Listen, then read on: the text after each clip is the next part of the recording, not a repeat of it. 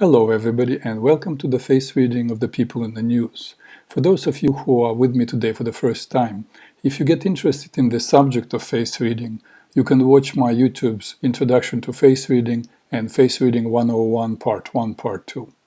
I decided to do a series of readings of the members of the new government of the United States, who, as you know, will take power on January 20th, 2017.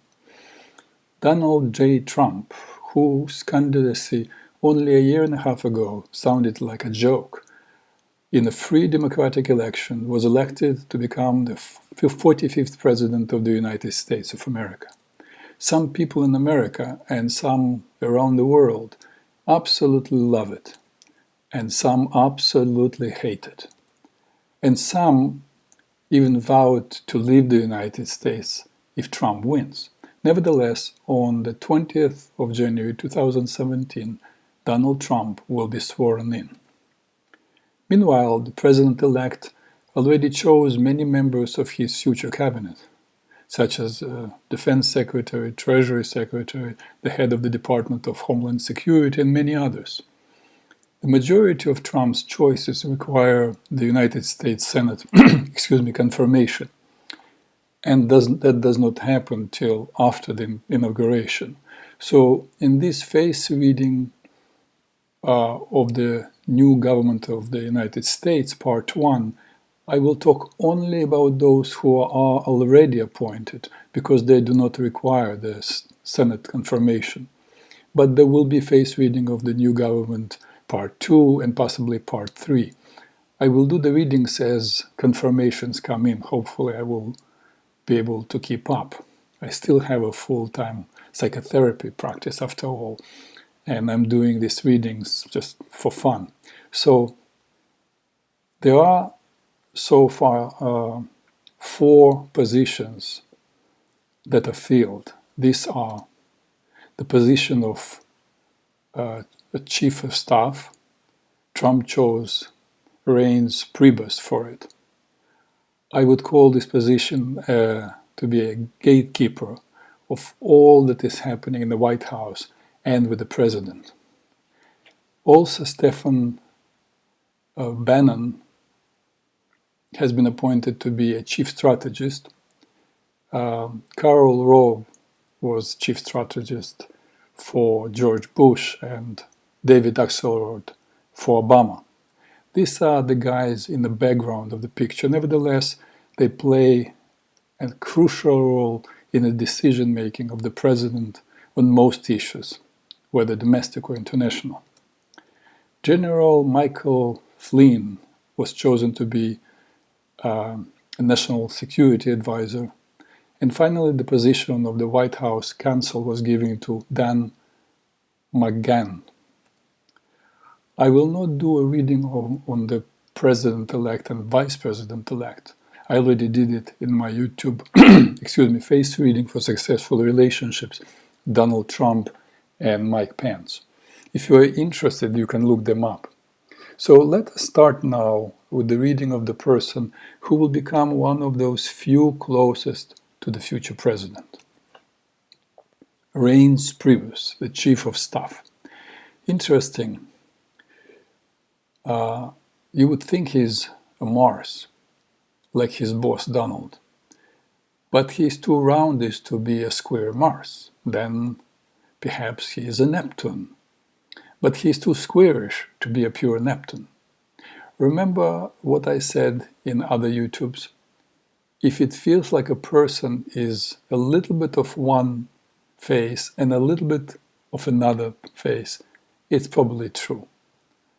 And I think this is true in this case. Having a Mark's qualities, Priebus loves to be active. He is aggressive, ready and willing to go for a fight, loves fun, and is generous to those who he loves, and ready to kill those he does not. At the same time, as a Neptune, he is spiritually inclined, he is imaginative, creative, and resourceful. He can master any vocation or art as long as he is inspired. Interesting, The Neptune usually have difficulties in personal relationships because their sense of right or wrong is self-determined and does not always correspond with social norms. Since we have his face here, let's look at some interesting features. As you can see, his left eyebrow is different from the right one. That tells us there is some internal tension. What is interesting is that his left eyebrow is a Mercury eyebrow, meaning that in the past he had to be very diplomatic or deceptive. But with time, that need disappeared. And now let's look at Rains's temperament, which is embodied, as you know, in his profile.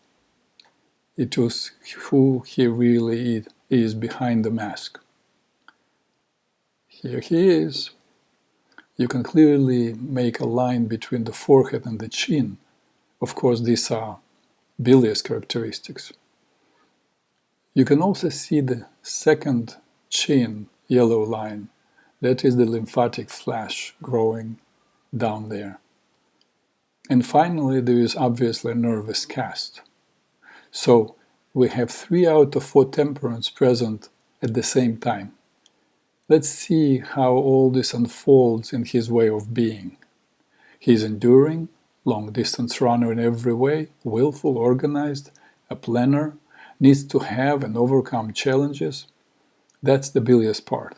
His nervous cast adds quickness of the mind, greater creativity, the ability to be diplomatic and or manipulative, to put pressure when it's possible, to yield when it's necessary. And finally, the upcoming lymphatic qualities that he is moving into as he ages and gains some weight, possibly, they will only grow with age. Allow him to be a visionary, to sit back and observe without rushing to actions or even conclusions, to get along with everyone and to tame the need to action. In short, this man is a perfect candidate to become a great politician. Final remark about Priebus. Without that nervous cast, he would have great difficulties to survive in the company of the next person on our list, and that is Chief Strategist Stephen Benin. He is a Mars. It's easier to see his Mars face in the next picture, here. This guy is a fighter, does not have either patience or interest in negotiating, highly competitive. Look at the triangulation of the nostril, with a lot of bitterness and resentment. See the blue lines showing the ends of the lips turning down. More tightly closed, thin lips with practically no upper lip and a small mouth. So what does it tell us? He is not telling you what he really thinks and has a resistance to social connectedness. That does not mean that this man does not have any friends. It simply means that he may be very private and super choosy who he opens his heart to. What also concerns me is the redness of the nose, possible signs of impending heart problems. Let's see what we learn about Benin's profile. Temperamentally, he is bilious. A little sanguine tilt of the forehead, as you can see the blue line, and the lymphatic chin, red line, add few nuances to otherwise pretty pure bilious temperament. So Benin is willful, organized, long-term planner, a person thriving on encountering and overcoming challenges, puts a lot of mental and physical energy in everything he does. There is some sanguine impulsivity, but it's tamed by the lymphatic ability to hold back and to watch for the appropriate time and place to follow his bilious will to succeed. Unlike Priebus, who has the same bilious qualities, but also the flexibility of the nervous cast, Benin is an unyielding force of getting things done and having them done his way. That is why my feeling is that Priebus and Benin may clash soon after taking their respective offices. How it will unfold, we'll witness. Now, General Flynn, General Michael Flynn, an interesting face. Does it remind you of someone whose face we already read? Yep, Anderson Cooper. Only Cooper was a long Mercury and Flynn is a short Mercury. It also looks like he has one face on top of the other. If it does look this way, it is true. Yes, there is definitely a Mercury, but also look, Mars, god of war. How appropriate for a general. But for Mars general to be a national security advisor would be a little risky. That is why Mercury over Mars, fighting spirit combined with mercurial creativity and the ability to be diplomatic and flexible, works, I believe, quite well. Also look at the deep-set eyes, meaning that he keeps things to himself, which is not typical for either Mars or Mercury. And the ears are far from the skull, telling us that he is independent. And now Flynn's temperament. He's pretty much a pure bilious, which makes him unstoppable.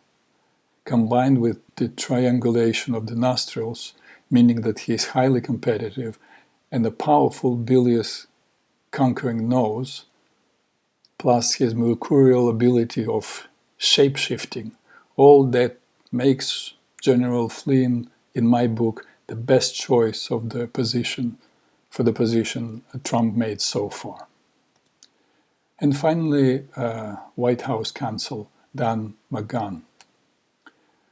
Looks like he's a Venus personality, so he is very lively and resourceful, has a lot of practical intelligence, and knows how to organize things and to make everyone comfortable.